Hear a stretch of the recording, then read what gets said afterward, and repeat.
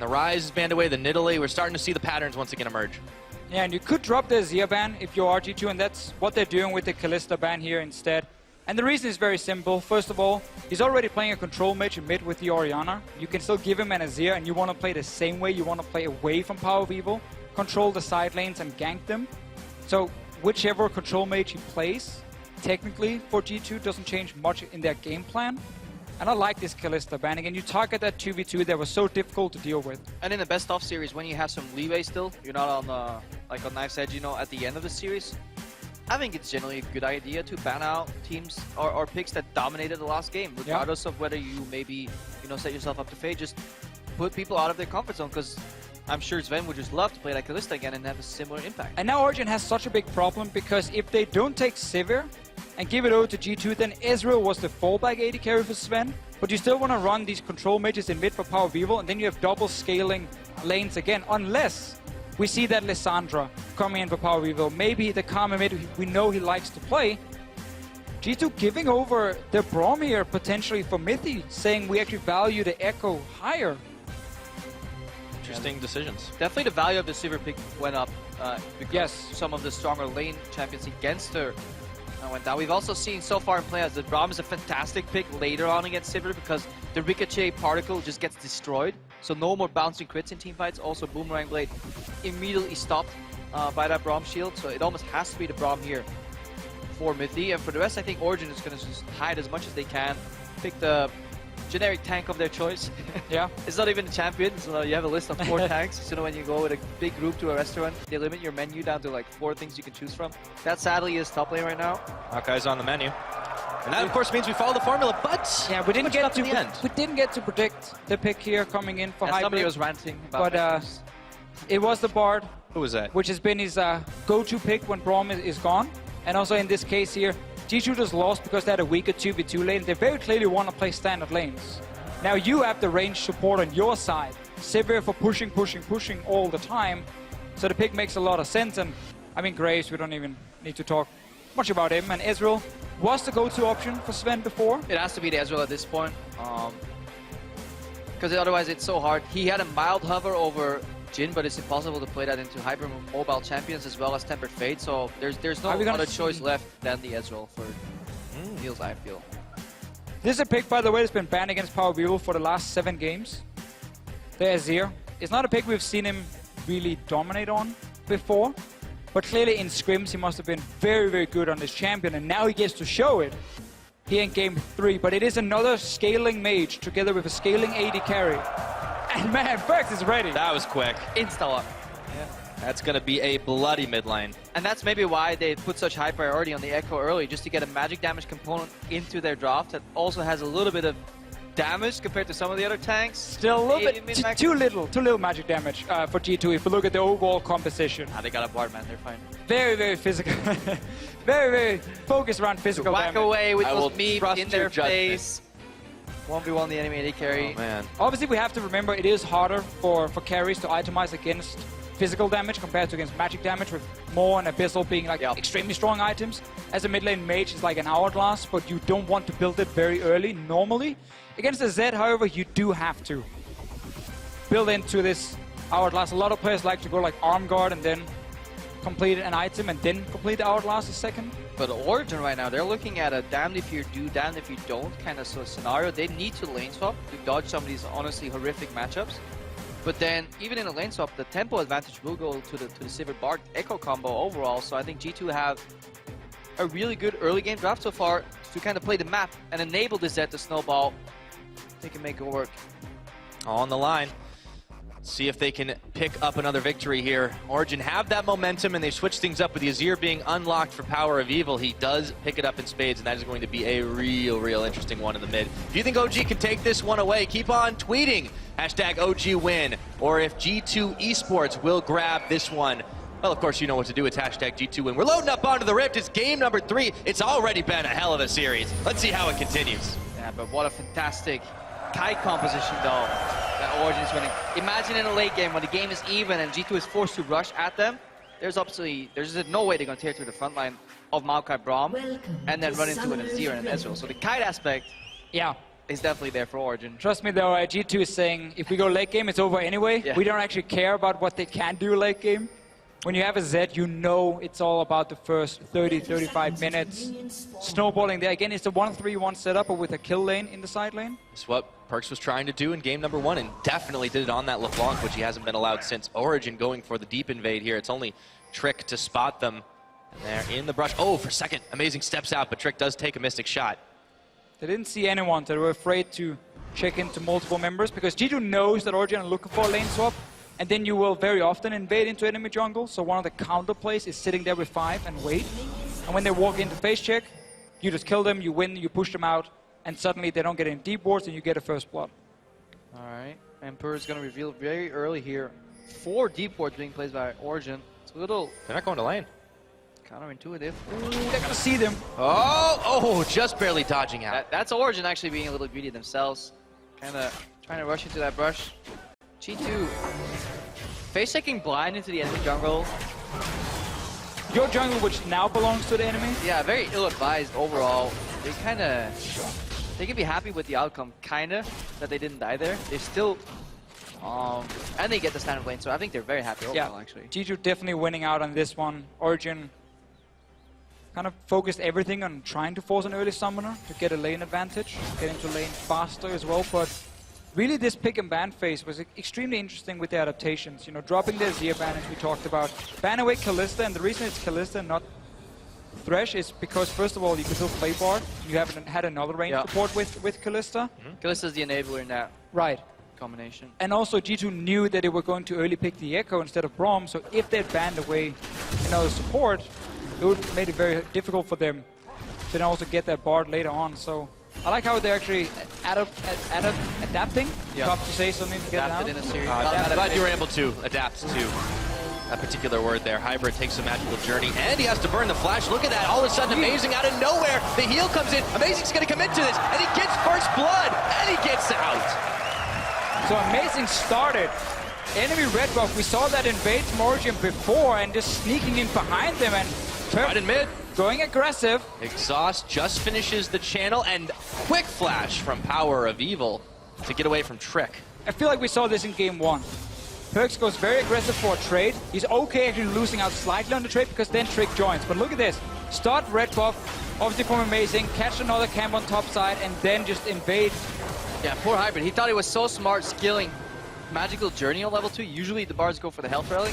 But then he ran straight into the enemy jungler.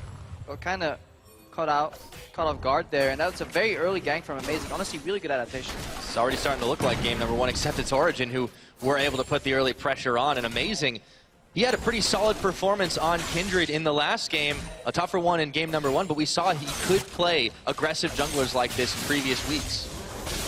Mainly been the Kindred for him.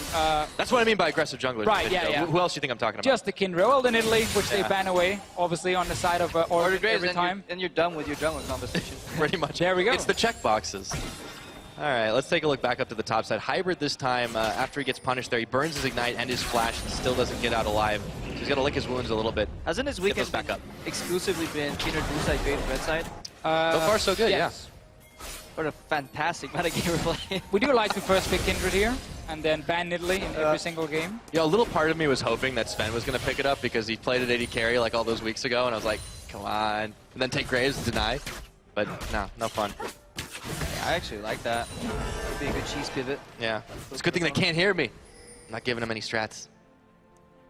The Pyro strats. The Pyro strats. What made you goes on stage, you know. What made you win this champion? Well, we listened to Pyratechnics. Hey man, I'll take that guarantee. All right, Trick gets denied a little bit of his own jungle here, and he has to back away. Origen really committing heavy on that top side, but it's working well for him. I like to see OG here to swap to the bottom side. You can see Zven is sitting on the bottom side, waiting. Moving down to the bottom side now after invading. I think it's support invade and simply just pushing your lane. If you get a free recall, then swap the lanes around, because you know 2v2 it is difficult for you. And you're sitting on tier cull. Yeah. You just want the earliest tier cull timing that you can. Play low econ. And just farm from afar. Obviously they got a great start with that early gank coming in from Amazing, so good adaptation from Origen and smart early game moves. Kikis will realize he's about to get ganked. Flash. Parallel convergence, and Mithy jumps right into it. Amazing trying to hunt him down. There's a quick flash to get away from that one. He's safe for now at the cost of a summoner spell. Now we have to look at this mid lane because PerkZ is about to hit level 6 and there's no exhaust for PowerOfEvil, so he can all in him. Remember that all in from before, forcing summoners? That just sets up the Z. A few minutes later. They're going to turn their attention towards topside first. The magical journey is taken by Hybrid and Trick. And Kikis, oh, they're on the wrong side of the tower. Uh-oh. Oh, what Let's take the journey now. So oh no, he goes away! Meanwhile, back to mid, Power is going way too low. The Death Spark will pop, and PerkZ will pick it up. Soaz now flashing is Trick to try and chase him down. Let's see if he can get the last shot to take the kill. It's Emperor who gets it. Soaz almost with the ultimate mind game, clicking the portal right before it expires would actually mean he survived that play. So close. A little overeager from Hybrid going to the wrong side, but yeah, exactly as Lord Master Deficio predicted here. Level 6, Z all in with the Ignite, gets the kill. We get ourselves a lane swap after all. Fast tower pushes after a couple of kills. Well, obviously some other things happened around top lane. The reason they could set up that TP play was because Zven were waiting for that tier in base and he got fairly delayed moving to that bottom side, so Origen was slightly behind in terms of tempo when it came to pushing into that tower and setting up a TP play on enemy top laner. G2 could do it faster, managed to pull off the play, get another kill, get a tower. PerkZ gets interrupted, but I think he's okay. Definitely a little bit more than okay with the CS lead he's rocking. As soon as he backs, he'll be able to upgrade that Serrated Dirk into something special. But Power, oh, he might get taken out instead. Emperor's Divide, oh, he's still hanging on to life here. One auto is all he needs. Power's caught. Oh no, he's got Trick there. Okay, let's see if he goes for this one. Lifesteal's back up. Trick chasing him down. There's the exhaust on, and PowerOfEvil gets himself baited as Hybrid takes the kill. Yeah, no one man should chase all that power, so they take 3 instead, take him down. Here's Hybrid. Look at Soaz here. He's trying to figure out how the hell do I get out of this situation. And look at your minimap. Down the bottom lane, look how far behind OG is with this play. So now, click it! They couldn't do it. Ah, Soaz, click it. He does, of course, bait Emperor to flash with his face straight into the wall. Nice bait. There we go. All planned by Soaz. When you played for like 5 years, you've been here before, you tried this. It always works. Fourth that time. There we go. So with the way things stand right now, G2 are holding on to that lead. It's not massive, but we're only 8 minutes into the game, and it has been still fairly bloody. Emperor now by himself, or is he? Yeah, Mithy had some really good deep wards here in enemy jungle, so they can actually spot Spirit or Trick while they're lurking around. Very similar in style with Spirit, still on a different team. Played yesterday for 5 games. Yeah. Also played Graves. Yeah, I also played a lot of Graves. PerkZ is, by the way, looking for more all-ins, because once again, there's no exhaust for PowerOfEvil. Oh, that's half his health already. Goes in for the Death Mark, and Kikis was there to back him up. That is going to proc. Not enough damage, but PerkZ will hunt him down, and Shadow step back to safety. Slowed down, though. He might get punished by Amazing. Flash forward, turns around. PerkZ, life-stealing it all up. Not enough, as Amazing gets the kill. Don't think PerkZ expected a heal to come in from Emperor, but actually would have saved him. They're going for more Pyra. Yeah, looking for Mithy or turn their attention towards Amazing, but they are able to get away back to their own jungle. It has been absolutely nuts, and G2 coming up a little bit better. Yeah, just a lot of aggression across the board. Hybrid still looking for some warm-up, some practice on those cosmic bindings. That's fine. He's just calibrating his aim, obviously. He's aiming for late game. If you keep missing in the early game, at some point you will hit. He's just playing. Isn't that right, Krepo? He's playing against bad players. If they were better than this, they would have walked into it. Of course. Whenever someone jukes your skill shot, he's dead. Fault. Yeah, he should juke the other way. So, we talked about PowerOfEvil not having exhaust because he was also chasing for those kills. A big mistake earlier from him. He goes down. Actually, looks like he's surviving. Last Q from PerkZ comes in. And then look what happens after. Didn't juke. PerkZ gets baited a little bit here. Because Emperor actually steps up, pops heal onto him, but PerkZ thought he was dead, so he just wanted to deal some damage before dying. Obviously also made he stepped close to Emperor and got that heal. You can then debate would he have gotten it otherwise and died. Yeah. Point is, someone went down. Hey, it even juked me, man. I thought he got lifesteal, and then I was like, oh, that's the heal. I certainly thought those relics from Bard were actually more broken than I thought it was. But it was the heal overall. Yeah.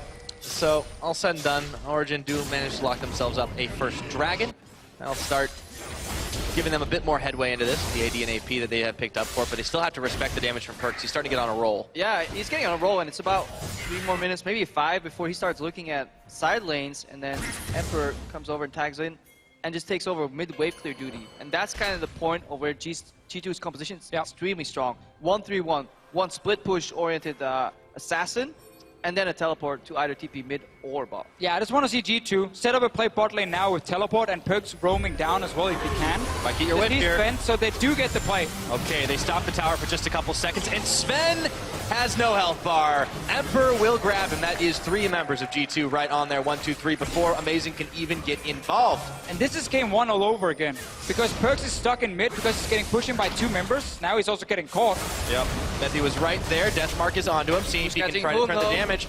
Does get stunned up by Soaz, the Unbreakable's on. Amazing is trapped under turret himself. It does get the heal from the Lamb's Respite, but it's not enough as Kikis bats him away, and that still will be tower in the bottom. Yeah, PerkZ keeping 2 members busy in the mid lane. The remaining members of G2 are dealing with the threats in the bottom lane, and PowerOfEvil farming in the top lane. OG's again losing a little bit of control. I think that play was very predictable. Like, there's only one lane to aim for if you are G2. That's the bot lane tier 1 tower. You're not going to try and siege mid against an Azir with a Z. So you're gonna obviously focus bot lane here, and ideally again the Z pushes in, moves down, and you have a 5v4. Zven should never just stay here on his own with no backup against this team from G2 who can dive him so easily. And again, as we talked about, that was the only lane they could go for. So you have to be able to predict that play. Yeah, pressure on all 3 lanes at once, while mid lane, Zed is just keeping 2 people busy here. Kikis comes in.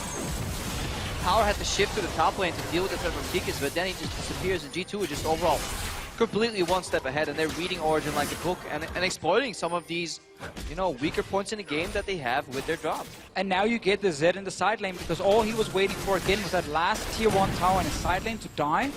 Split him, or put him in a side lane now, play the long lanes where you have kill pressure, and wherever the objective is you're aiming for, that's where you put your Z. So that's where you put your strong kill lane. In this case, Rift Hell was the objective for G2, so you put your Z top side. Now they're gonna kill it for free. That means you put your Z on bottom side. And you start playing in towards that lane, because then Dragon will respawn in like 2 or 3 minutes time. You can secure that one very easily, and you keep moving your kill lane around, which is the assassin. And then you spread out OGs. And no one has been able to deal with him so far. Even with 2 members, he's managing to slip away. PowerOfEvil has had such a hard time in this mid lane matchup, and despite the fact that G2 had been banning, a lot of people banning it against him. 0-3-0 to start this game off, and he's down 15 CS versus the Z. G2 is hovering around mid, obviously has the bot ulti they can use on the tower if they want to set up a big play. Nicely pointed out by Krepo here, yeah, knowing the play. At this point, I'm pointing at the screen because I don't want to infuriate people anymore by talking about Bard. I'm like, Deficio, just point it out. But he foiled my plan. You can say it, don't worry. They are setting up the play. Speaking of, indeed, the parallel convergence comes down, but OG slip away from this one. This tower is not going to be around for long, however. PerkZ tried to get in on the outside, but he was thwarted as well. And it just has a lot of unseen threats, because Origen know they can't clump up right under the tower. Distemperfate can come out at any point, and it catches Mithy. Or just the tower. Don't get Mithy on that one. Hybrid a little bit low, but they just keep on going for it. Kikis will take down PowerOfEvil just off the screen. Yeah, and that's the beauty of that play. Regardless whether it connects on a lot of people or not, they will either step too far backwards to be out of the fight, and then the tower can easily be taken down. If not, they can even connect on Mithy. Slight mistiming again from Hybrid, but it still nets them a kill. Really good Tempered Fate opening for that play. Kikis now, he's too far. That was a bit too bold. Now PerkZ is taking the 1v2, turns on to Zven and pops him down. Stunned by the Braum, but he doesn't care. All right, Perkovic is back. Game 1, fantastic LeBlanc. Game 3 on Assassin on Zed. Let's just forget about that Twisted Fate game, and he has fantastic series so far. So this is a good play by G2, knowing there's not really a side lane to pressure at the moment, so just go for that low mid tower. In the end, they pick up that 1 kill on PowerOfEvil, and this again is an Azir that's been banned in 7 games in a row here in playoffs against Origen. PowerOfEvil's been playing aggressive with it, using exhaust, meaning the PerkZ had chances to then all in him later. We talked about the level 6 he went for, then PowerOfEvil chased for that kill after in the jungle and almost picked up a kill, but again, would have used another summoner. Power just hasn't been able to have much of his impact felt at all. Amazing, he's been the hero that they've needed, if anything. And at this point, you need a QSS against the Zed, but you're so far behind in your build, and even when you get it, you may still just get straight up blown up, so it is almost a lose-lose situation for Origen. Yeah, if you are Azir, again, you want your hourglass because you need damage at the same time, but it's a very expensive item, which is one of the most annoying things when you play against an AD assassin, because you don't really want to rush it. It makes you too weak otherwise. but you also need it very early on in the game, otherwise you have absolutely no pressure in your lane. And we just have to question Origen running with another scaling AD carry and control mage. As pointed out in Pick and Ban, like, Lissandra is there if you want to have more early power, and deny that Z pick as well. Might have to mix some things up here, and Soaz, he finds himself caught. The Time Winder keeps on swinging. Lambs or Spites thrown down. They didn't get enough damage, but they will find the Tempered Fate, and Soaz is held in stasis before he can advance and taken down, but that is a lot of damage he dealt on the backside of that one. Meanwhile, though, PerkZ just snipes down Zven. He's going to go down for it, though. Shutdown gold, hey. But the use of honestly, of zone from G2, they basically tell Soaz, you can't go here, you have to walk here. Then the stun from the Bard connects. Then once he walks out of that Lamb's Respite, Tempered Fate connects, so they're complete control of all these plays, and worst case, they always have the magical journey to get out. Yeah, and look at all these options they have. Ekko W, Quad ulti, as you just highlighted, smoke screen, as well from Trick. Like, you can block the entire lane and whoops. I don't know, Hybrid. Let's just blame it on the stage. He's playing in front of his home crowd, very nervous. A lot of Dutch people here. It's looking good. Or he wanted to bait his team. Some journeys are less magical than others. This Dragon will go over to G2, though. That's their number one. We're 17 minutes into this game. G2 are they're starting to pull ahead pretty big. That's 4K gold lead. And now we're going to get the 1-3-1 set up one more time. We've seen this before. Yay, yay, yay. He just chases deep. The joy of playing AD carry against assassins like Zven that. hates this. If you play with him in Dynamic here or something and that happens, he's like, yeah, nice game, okay. I mean, this is where you get your first item as an AD carry and you just go QSS. Like, alright, I'm just gonna survive the all-in. The problem is Zed will still jump you and just get you down to like 10% HP. You're essentially taken out of the fight before it even starts because you have no damage. But if you stay in, you die in 2 seconds, so it's incredibly hard to play a scaling AD carry from behind against the FNC. And man, again, keep talking about it. Lissandra, where is she? She's really good against Zed, which means if you blind pick her, Zed is not gonna be the pick into her. Instead, you go Azir. PerkZ instant locks to Zed, wins the lane. Have to start to question Origen's pick and ban strategy. I mean, Choices they've been making in game 2. It's the beauty of a series, however. Yeah. Gauntlet has been thrown. Origen reacted well in game 2. Kikis now. Off guard. Oh, amazing. He is just going all in forward for this one, but Kikis just trying to run his way to safety. There is not enough damage they found on it, but Power senses his time is now, but not just yet. As Kikis goes back in time for the escape. Waited for the cooldown as well, jumps back and then sneaks over the wall. A little sidestep from him, PerkZ pushing on top side. Now the rest of G2 is moving over. Again, that bot ulti on tower. On the hunt, Behind they tower. do throw it, but they whiff it. Tower. Doesn't matter, they're still able to Zoning, take he was this one zoning, he was down. zoning. He didn't want to actually hit the tower because they want to kill the tower. Yeah. He isolated the tower with that Tempered Fate. Tried to catch some people behind. Might isolate Power done. Oh, he's caught on the Cosmic Binding, but they don't have enough chase to follow this one up. G2 are just going hunting right now. And OG are starting to look like fish in a barrel. G2 gets to play their style from game 1. Assassin mid lane, moving to side lane. High tempo, go for these plays and Kikis. Normally, you would say don't push up this far on your own, but at the same time, his team is already pushing top lane. So this is fine for him to buy time and pull down multiple members. He had that solo kill earlier, and he just, whoop, goes over the wall. He's just feeling it right now, Wants to toy with his opponents. This is the mental war game right now. And that's something you can do in a split push situation when your team is already pushing on the other side of the map, because then they can suddenly get something if 2 or 3 guys comes down to kill you. Random Tryndamere from solo queue who's pushing inhib when the rest of his team is in base is not the way to do it. I do know about this strategy. I sense some frustration here, gentlemen. Yeah. I've been the Tryndamere, I admit. It was I. It was me all along. It really is just beautiful League of Legends because you have these smart plays back and forth, but you also have them not afraid to dive in. G2, I mean, they're one of these teams that they can play multifaceted in that sense. And OG are showing that they have a hard time reacting to it when they commit to the scaling. We have to see things change. I know we keep coming back to it, but you guys are right.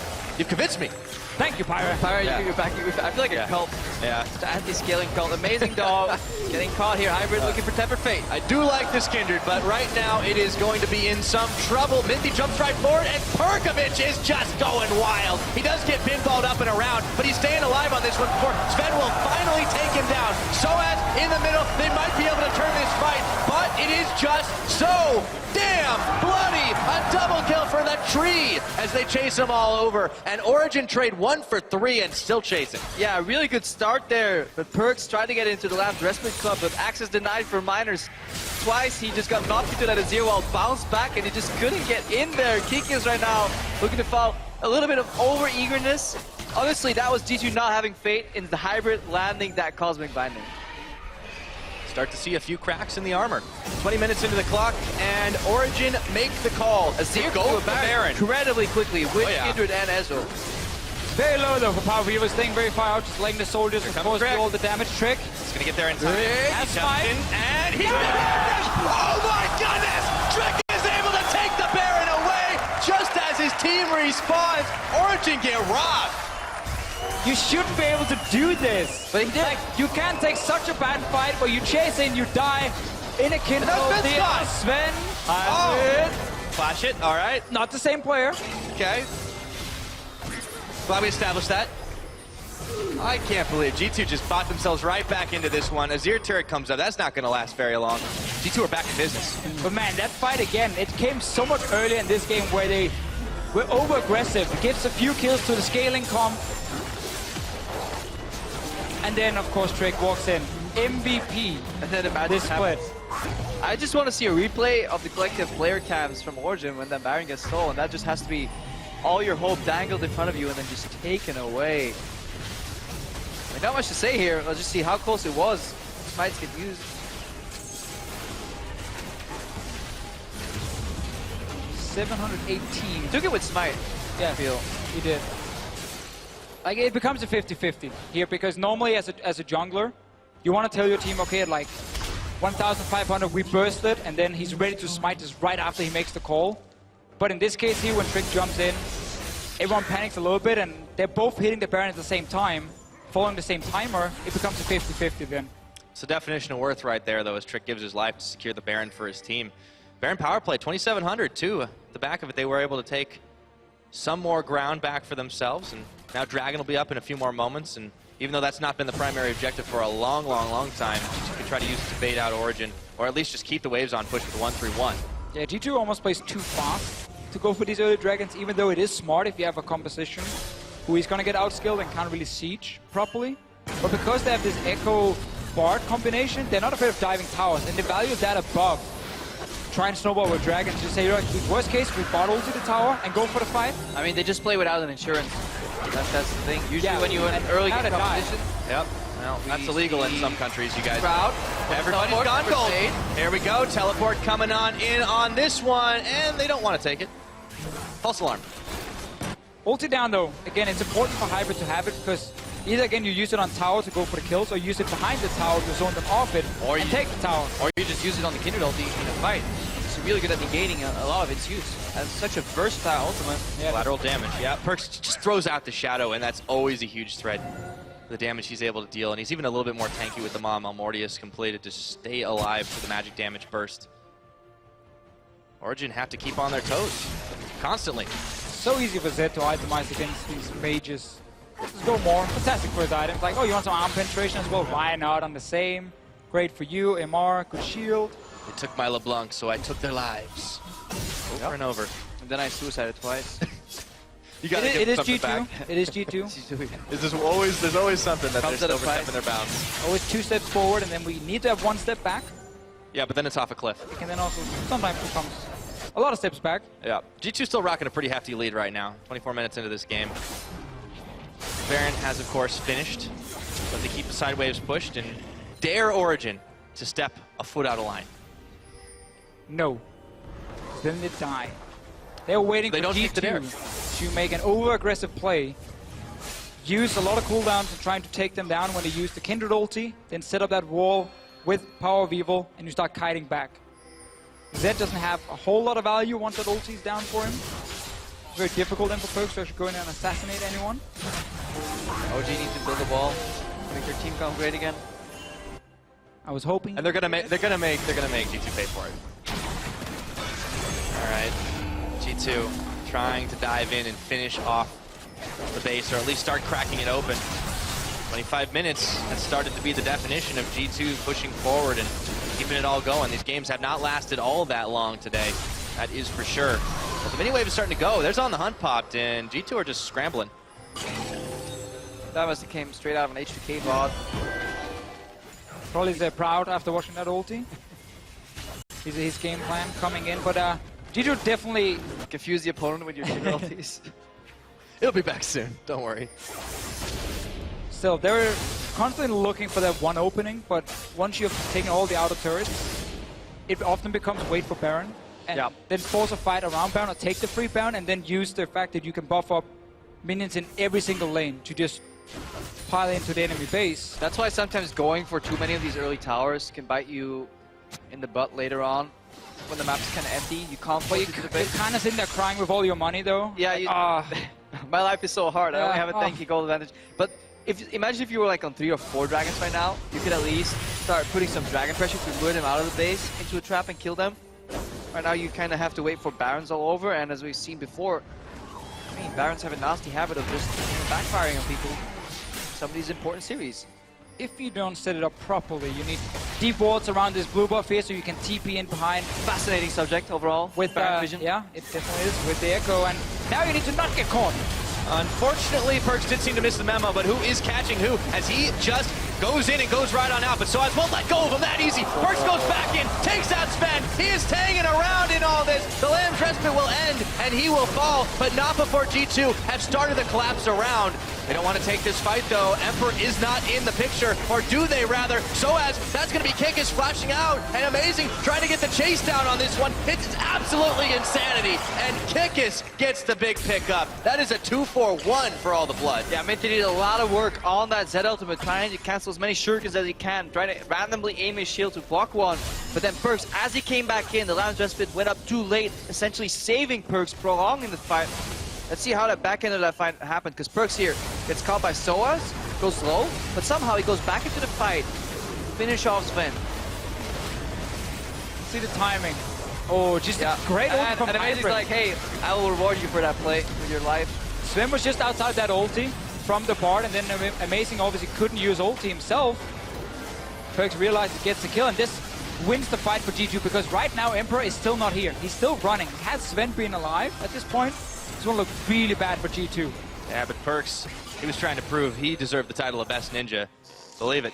Hybrid has been having some good ultis in this one, either loading off towers, you know, understanding when to use it to guide his turrets, and then in a fight like this. This is quick. They're not hesitating for a moment to pull the trigger. Baron is lower than half health. Soaz and Mithy are the only ones around. They have to give this one up. It's already gone. G2 with the quickie.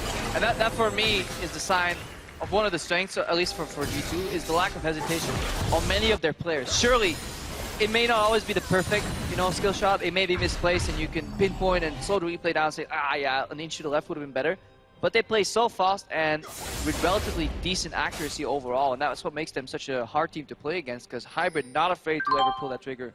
G2, in a whim, can just start a team fight. Sometimes it goes wrong, but they don't really get flustered.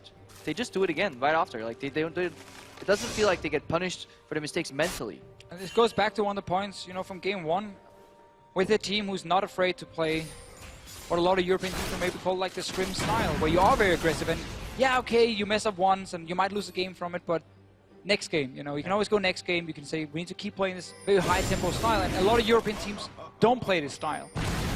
Reckless abandon, as opposed to letting everything get right into your head. G2 can now send Trick to solo out Dragon number 3, keep the 1-3-1 on, and just shuffle around the map, denying Origen the chance to really collapse for a team fight.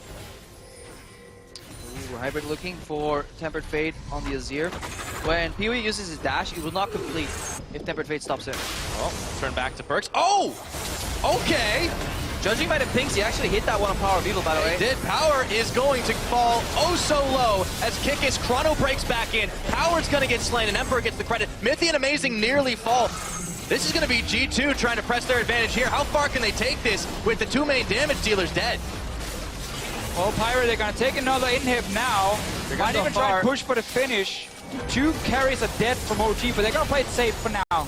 You kids definitely are going to go far, but they now turn their attention back towards the Nexus turrets, or rather onto Amazing, who burns his flash. Soaz, though, will answer back to Hybrid. Amazing is going to get batted away by Kikis to dominate this one. Soaz back to Fountain. Will it even keep him alive? It looks like it, but it doesn't matter if the Nexus is going down. And G2, once again, take a huge convincing victory. And we just have to go all the way back to that pick and ban phase.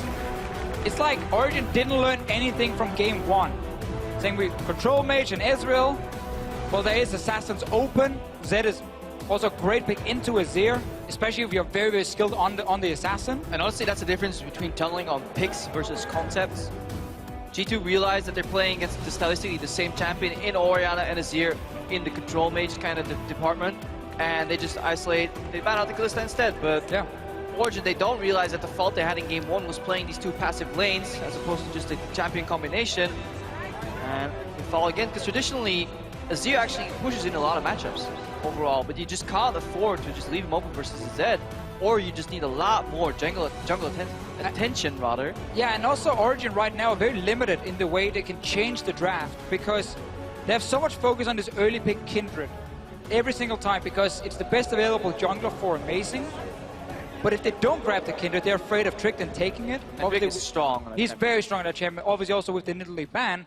Right. In order to first pick something where I could take away from G2, because when you have Kalista, Lucian banned, and we know first rotation Sivir, you push right now Zven towards Ezreal as his fourth option. And he just doesn't get anything done.